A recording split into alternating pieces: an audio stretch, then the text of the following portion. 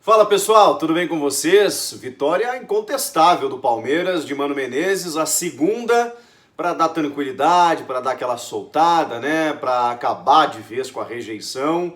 Um time que volta a disputar a liderança do Campeonato Brasileiro, dependendo do que acontecer no próximo fim de semana, se vencer o Cruzeiro e aí Santos e Flamengo se empatarem, por exemplo, o Palmeiras pode ficar um pontinho do líder, seja ele qual for, né? No caso, o Flamengo iria a 40 pontos se empatasse, o Santos 38 e o Palmeiras chegaria a 39. Ficaria ali no bolo. Se o Santos vencesse, vai chegar a 40 e aí o Palmeiras também chegaria a 39. E aí, se o Flamengo vencer, realmente dá uma disparadinha, aí vai a 42, mas vencendo o Cruzeiro, o Palmeiras pode chegar a 39 pontos. Vai ficar no bolo, no bolo da confusão, não daquela lá de baixo, como gosta de dizer o Vanderlei Luxemburgo. O fato é que o Palmeiras vence, convence, e mesmo que o Fluminense não tenha oferecido resistência, até no primeiro tempo chegou a ameaçar em algum momento ou outro, mas o Palmeiras tomou conta do jogo. Já faz um futebol um pouco mais ofensivo, já agride um pouco mais os seus adversários, mesmo, como eu disse, que eles tenham uma certa fragilidade, uma vulnerabilidade, não interessa. Precisa fazer o seu resultado, precisa realmente confirmar lá na frente. E o time do Mano Menezes tem feito isso. O jogo contra o Goiás foi um pouco atípico, né? Saiu atrás, ele estava chegando, mesmo assim ele buscou vencer a partida, como acabou acontecendo só no finalzinho, no último lance. E nesse jogo contra o Fluminense era o reencontro com a torcida, né? E havia uma grande expectativa, será que a torcida vai apoiar? Claro que vai apoiar.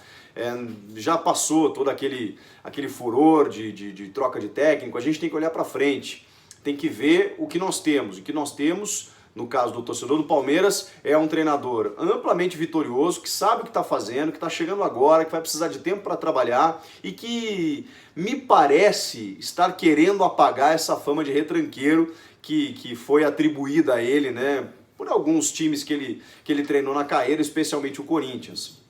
Mas o Mano, tendo recurso, tendo possibilidade, eu acho que ele vai jogar pra frente sim. O Ramires não pôde estar nesse jogo, mas aí foi a dupla titular escalada, ali o Felipe Melo voltando, junto com o Bruno Henrique, o Gustavo Scarpa, que é titular absoluto, aí na frente com o William Dudu e o Luiz Adriano, que fez um hat-trick. O Luiz Adriano é um jogador, como eu já tinha dito aqui antes dele chegar, é um jogador de outro nível. É um cara que atuou muitos anos na Europa, mas atuou no Shakhtar. Bom, mas ele tem mérito, né? Pelo fato de ter se tornado o maior artilheiro da história do Shakhtar Donetsk, não foi por acaso.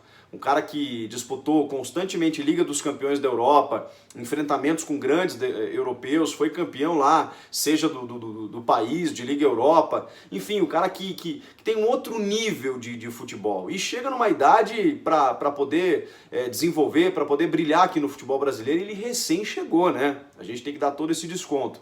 E se a gente comparar com outros centroavantes do elenco, o Luiz Adriano tem muito mais mobilidade, ele dá muito mais alternativa para o Dudu, que no segundo gol cruza da direita, para o Marcos Rocha, também que faz o levantamento, ele chega de cabeça, o Diogo Barbosa no primeiro, né, vem pela esquerda, ele tem na presença de área ali, empurra para dentro do gol. É um centroavante de mobilidade, não é aquele cara enfiado que faz o pivôzão no estilo Daverson, ou um mero finalizador, ou apenas um finalizador, melhor dizendo, como o Miguel Borja. Não, ele tem essa capacidade de se movimentar, de finalizar com a cabeça, com os dois pés. Então ele dá mais alternativas para o ataque do Palmeiras. Titular absoluto desse time.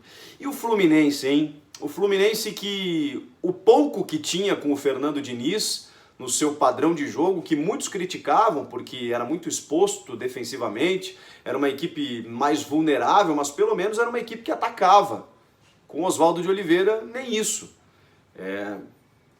Não defende, não ataca, não cria. Contra o Corinthians até fez um bom jogo, mas ali ainda com resquícios do trabalho do Diniz, né? E o Nenê correndo nesse meio campo sozinho, porque só tem o Ayrton na marcação. O Ganso está um pouco mais recuado, mas não consegue ser aquele jogador que a gente viu. E mesmo na velocidade do Wellington Nem ou do Ione Gonçalves, a gente não vê escapes, né? O Palmeiras ficou mais com a bola nesse jogo. Triste a situação, porque o Fluminense não tem jogadores ruins. Tem o goleiro Muriel, que embora tenha tomado 3 gols hoje, ainda fez algumas defesas e nos últimos jogos ele tem feito a diferença, ou seja, a situação poderia ser pior ainda. Tem o menino João Pedro, tem esses 2 pontas que eu falei que são velozes, tem o Nenê, tem jogadores interessantes. O Caio César na lateral esquerda, que é um bom jogador, mas o time não acontece. Não adianta você ter peças e você não ter um padrão tático. E me desculpem, o Oswaldo de Oliveira não vai conseguir resolver esse problema. Não deveria nem ter sido contratado. Mas os dirigentes, eles têm uma criatividade impressionante, né? Eles precisam contratar, eles vão sempre nos mesmos nomes. Não inventam nada de diferente.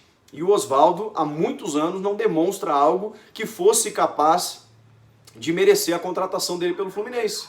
E o que a gente está vendo em campo é isso. É um amontoado de jogadores. Fora que o goleiro Muriel deu uma entrevista sintomática.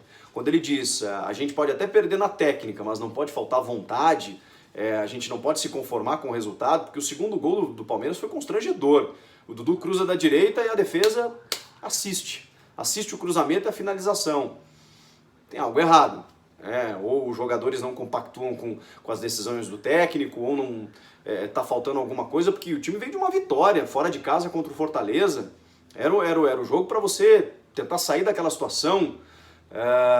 Complicado, tem um turno ainda pela frente, mas eu não vejo saída nas mãos do Oswaldo de Oliveira. O que eu vejo do Fluminense não é um time, e não tem jogadores ruins, vou repetir, pelo contrário, tem bons valores que não estão acontecendo.